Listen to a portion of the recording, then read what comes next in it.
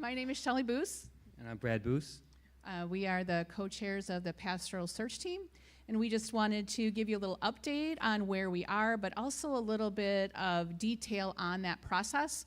Some of you have asked, well, how come Pastor Steve can't be our pastor? We'd love to have him be our pastor, and I think that would be great.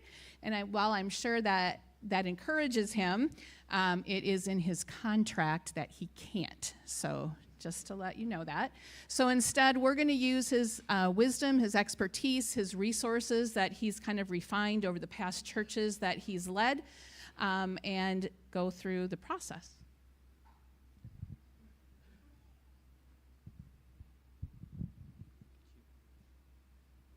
Oh, all right. We did practice this, believe it or not. All right, so this is the process that Pastor Steve has worked with us to develop, and we're going to walk through each of these steps in a little bit more detail. And I think you were going to announce the the committee that we have. Yeah. Okay. All right. Not going as practiced. Okay. So first of all, we did form a search team. So Brad and I are the co-chairs, but also on that team are Michelle DeKuyper, Lindsay Boyd, Gordon and Janet Brown, and Tom Postma Sr. Then we did a whole meeting on a team orientation. Pastor Steve came with a notebook that thick, and our eyes were like, oh my goodness. But we will fill it up, and it really makes a ton of sense. Really thankful that he did that. We did finalize the church unique process that Tom just kind of told us about. We needed that before we could put a job description together for a pastor, and so the leadership needed to finalize that. Pastor Steve did an assessing church health needs. That was part of that congregational survey that you did, so that he came forward to leadership with some needs again, so that we could kind of use some of that information to put into the job description. Along with the job description, we also asked you guys for a survey for that. Thank you for your responses in that. We took that information from staff and from leadership, and again, kind of rolled that all into the job description. All right, the church information step, we put together a church profile, and if you don't know what a church profile is, well, I didn't either. So it is basically a kind of like a resume of who we are as a church, and we would use it to present to candidates about kind of the job description is part of it, but it's also about our community. It's about how we're involved in our ministries, and kind of just about who we are as a church. And that is completed, and that is on the website, and all of our team members put content into it. We had examples from Pastor Steve from other congregations that have done this, and so and we want to give a shout out to Ashley, because she was able to be our creative person and add some flair to it. So it is on the website.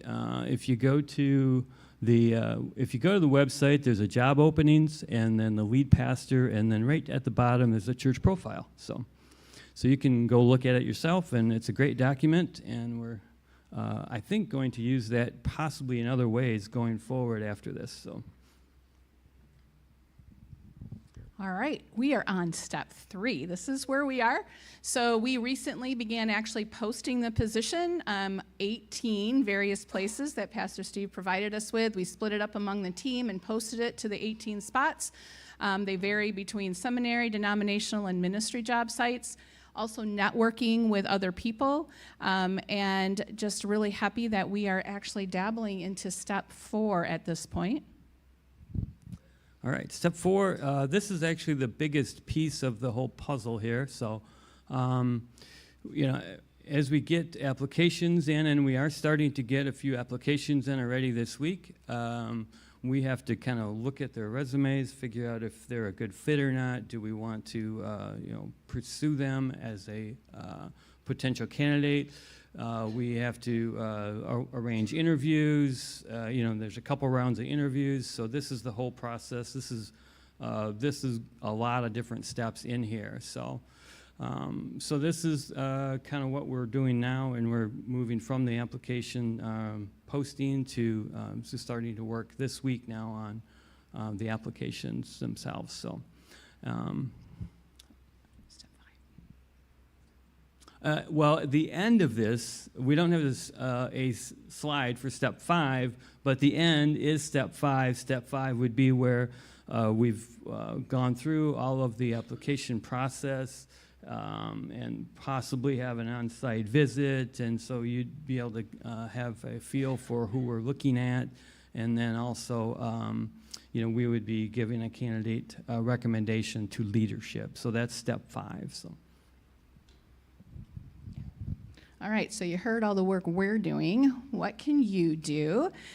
So you can help in a couple different ways. One, if you know of somebody who you feel would be a good candidate, would be a good fit for Mason County Reformed Church, we have forms that you can either fill out online. It'll be in this week's newsletter online, or there's hard copies over by the Welcome Center in the hallway. So if you have somebody, we would definitely be willing to follow up with them on that. Oh, that's probably that one. How to recommend a candidate. There we go. So either online or by the Cheers box over there.